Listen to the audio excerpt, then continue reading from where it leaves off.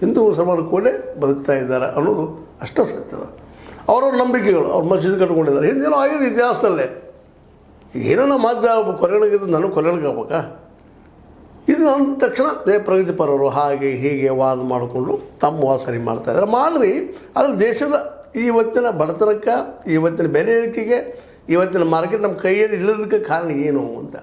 ಇವತ್ತು ಯಾರೋ ಕಾರ್ಪೊರೇಟ್ ಬರ್ತಾರೆ, ನಾವು ಉದ್ಯೋಗ ಕೊಡ್ತೇನೆ ಅಂತಾರೆ, ಏನೇನು ತೊಗೊಂಡು ಹೋಗಿಬಿಡ್ತಾರೆ. ಅವ್ರಿಗೆ ಎಷ್ಟು ಉದ್ಯೋಗ ಸೃಷ್ಟಿ ಅದು ಅಂದ್ರೆ ಅರ್ಥಕ್ಕೆ ಮತ್ತು ಸಾಮಾಜಿಕ ವ್ಯವಸ್ಥೆಗೆ ಒಂದು ಸಂಬಂಧ ಇದಾವ್ರಿ. ಅರ್ಥವ್ಯವಸ್ಥೆ ಬೆಳಿಬೇಕಾದ್ರೆ ಸಾಮಾಜಿಕ ವ್ಯವಸ್ಥೆ ಶಾಂತಿಯಿಂದ ಇರಬೇಕಾಗ್ತದೆ. ಕೊಳ್ಳುವ ಶಕ್ತಿ ಬರಬೇಕಾದ್ರೆ ಉದ್ಯೋಗಗಳೇ ಬೇಕಾಗ್ತದೆ. ಉದ್ಯೋಗಗಳು ಇಲ್ಲ, ಇಲ್ಲಿ ಉದ್ಯೋಗ ಹುಟ್ಟಾಗ್ತಾ ಇಲ್ಲ.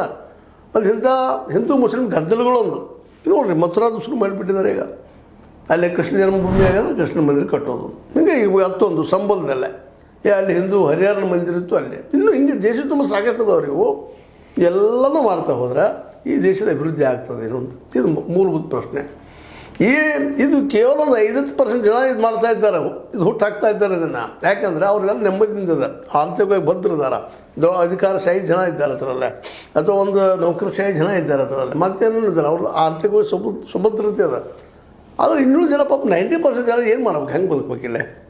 ಎದ್ದು ತಕ್ಷಣ ಹಿಂದೂ ಮುಸ್ಲಿಂ ಮುಡಿಸೋದ್ರೆ ಮತ್ತೇನು ಶುರು ಆದ್ರೆ ಅದಕ್ಕೆ ಜನಸಾಮಾನ್ಯರ ಬದುಕುದು ಹೆಂಗೆ? ಪೇಟೆಯಲ್ಲಿ ರೋಡ್ ಬದಿ ಕೂತ್ಕೊಂಡು ಮಾರುವಂಥ ಕೆಲಸ ಮಾಡುವಂಥ, ಅವತ್ತು ದುಡಿದು ಅವತ್ತು ತಿನ್ನುವಂಥ ಜನರು ಹೆಂಗೆ ಬದುಕಬೇಕು? ಇವತ್ತು ದೊಡ್ಡ ಪ್ರಶ್ನೆ ಇದೆ ಇವತ್ತು. ಹೀಗಾಗಿ ಇವತ್ತು ಈ ದೇಶದಲ್ಲಿ ಏನೂ ಉತ್ಪಾದನೆ ಇಲ್ಲ. ಬರೀ ನಮ್ದು ಏನಾಗಿದೆ ಇವತ್ತು ಇಂಪೋರ್ಟ್ ಮಾಡಿಸ್ಕೊಳ್ಳೋದು, ನಮ್ಮದು ಎಕ್ಸ್ಪೋರ್ಟ್ ಏನೂ ಇಲ್ಲ. ಯಾಕಂದ್ರೆ ನಾವು ಎಣ್ಣೆನೂ ಹೊರಗಿನ ತರಿಸ್ಕೊಳ್ತೀವಿ. ಇವತ್ತು ನಮ್ಮ ಡೀಸೆಲ್ ಆಗಿರ್ಬೋದು, ಮತ್ತೇನಾಗಿರ್ಬೋದು, ಪೆಟ್ರೋಲ್ ಆಗಿರ್ಬೋದು, ಅದನ್ನು ಮತ್ತೊಂದು ಕಡೆ ತರಿಸ್ಕೊಳ್ತೀವಿ. ತಿನ್ನುವ ಎಣ್ಣೆ, ಆಹಾರದ ಎಣ್ಣೆಗಳನ್ನು ಅದನ್ನು ಮತ್ತೊಂದು ಕಡೆ ತರಿಸ್ಕೊಳ್ತಾ ಇದ್ದೀವಿ. ನಮ್ಮ ಭೂಮಿಯಲ್ಲಿ ನಾವು ಎಣ್ಣೆ ಕಾಳುಗಳನ್ನು ಬೆಳೀಲಿಕ್ಕೆ ಹೋಗ್ತಾ ಇಲ್ಲ. ಎಷ್ಟು ಸಮಸ್ಯೆ, ಹತ್ತಿಯನ್ನು ಬೆಳೆದು ಬಿಟ್ಟಂಗಾಗಿದೆ. ಈಗ ಎಲ್ಲ ಒಂದರಿಂದ ಒಂದು ಹೊರತು ಬೀಳ್ತಾ ಇದೆ. ಯಾಕೆ ಹತ್ತಿ ಅಂದ್ರೆ ಎಲ್ಲ ಬಟ್ಟೆ ಹೊರಗಿನ ತರಿಸ್ಕೊಳ್ತಾ ಇದ್ದೀವಿ, ನಾವು ಇಂಪೋರ್ಟ್ ಮಾಡ್ಕೊಳ್ತಾ ಇದ್ದೀವಿ, ಎಲ್ಲನೂ ಆಮದು ಮಾಡ್ಕೊಳ್ತಾ ಇದ್ದೀವಿ. ಹೀಗಾಗಿ ಇವತ್ತು ನಾವು ಹೊರಗೆ ದುಡ್ಡು ಕೊಡೋದಾಗಿದೆ. ಮತ್ತು ಇವತ್ತು ನೋಟಿನ ಬೆಲೆ, ನಮ್ಮ ಡಾಲರ್ ಬೆಲೆ ಮುಂದೆ ಅತ್ಯಂತ ಕುಸಿದು ಬಿದ್ದುಬಿಟ್ಟದ. 84 ರೂಪಾಯಿಗೆ $1. ಈ ರೀತಿ ಕುಸಿದಾಗ ನಾವು ಹೆಚ್ಚು ದುಡ್ಡನ್ನು ಕೊಡಬೇಕಾಗ್ತದೆ ಖರೀದಿಗೆ. ಚೈನಾದಿಂದ ತರಿಸ್ಕೊಳ್ತಾ ಇದ್ದೀವಿ. ಚೈನಾದಿಂದ ನಾವು 60-70% ತರಿಸ್ಕೊಳ್ತಾ ಇದ್ದೀವಿ. ನಾವು ಅವ್ರಿಗೆ ಎಷ್ಟು ಎಕ್ಸ್ಪೋರ್ಟ್ ಮಾಡ್ತಾಯಿದ್ದೀವಿ? 20% ಎಷ್ಟು ಮಾಡ್ತಾಯಿದ್ದೀವಿ, ಕಡಿಮೆ ಹೆಚ್ಚು ಕಡಿಮೆ.